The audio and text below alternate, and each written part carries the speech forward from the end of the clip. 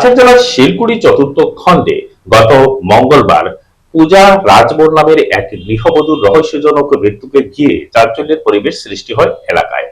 পুলিশের তদন্তে গুরুতর প্রশ্ন উঠেছে, যার ফলে পরিবার এবং যাদব মহাসভা জেলা পুলিশ সুপারের বিরুদ্ধে তীব্র ক্ষোভ প্রকাশ করে। পূজা রাজবরের ছোট ভাই পাপ্পু গোয়ালা এবং মা মিনা গোয়ালা সাংবাদিকদের জানান, প্রায় 15 বছর আগে পূজার বিবাহ হয় স্থানীয় প্রদীপ রাজবরের পুত্র প্রভাকর রাজবরের সঙ্গে।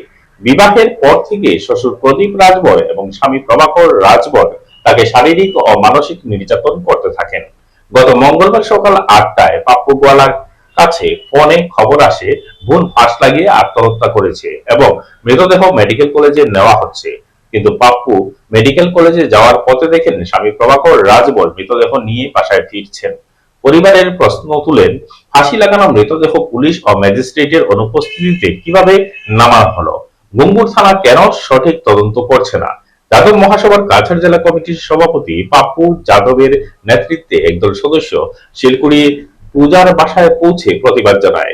তারা জেলা পুলিশ প্রশাসনের কাছে প্রদীপ রাজবর ও প্রভাকর রাজবরের বিরুদ্ধে আইনি তদন্ত করে কঠোর শাস্তির দাবি জানায়।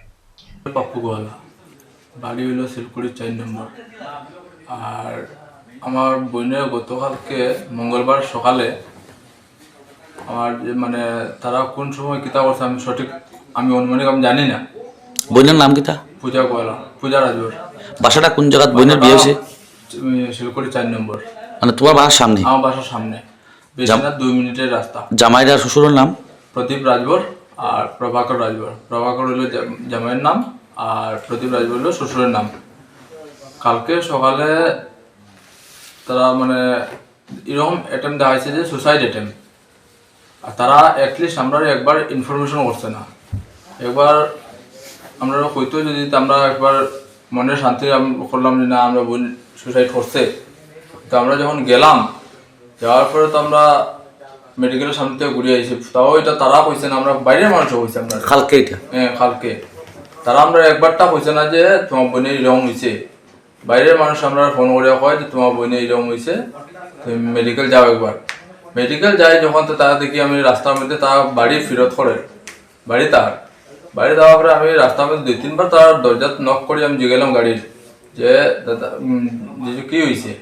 তারা ওটা আমার কিচ্ছু কর না। আমি 3-4 বার জিগেলাম, কিচ্ছু কর না, খালি কয় বাড়ির চলো। বাড়িতে হওয়ার পরে দেখি আমার বোন মানে গাড়ির ভিতরে আর কি চাদর দিয়া মুখ পুরো কাভার করাই, ফুল বডি কাভার করা। আমি জিগাইলাম পরে তারা তো কিছু কয় না। হ্যাঁ, তারপরে আমার পরের মানুষ উঠে কয় যে সুসাইড করছে বলে। সুসাইড করছে তো আমার বোন তো হাইট না যে 12 ফুট সিলিং ফ্যানের মধ্যে, তাই সুসাইড করতো।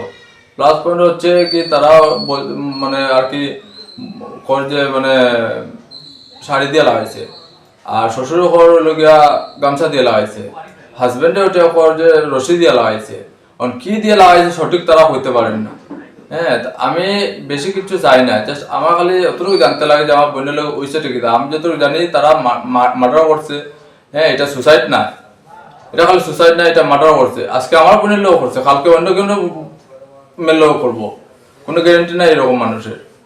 আমি খালি প্রশাসন আর আমরা এসপি মহোদয়ের সামনে খালি অতটুকু আমি নিবেদন করতাম যে আমার এটা খালি লাগে, জাস্টিস লাগে যে আমার বোনের লোক কি হয়েছে। আর তারা আমি কমপক্ষেও আমি তারা মানে সাজা চাই, আর কিছু নাই।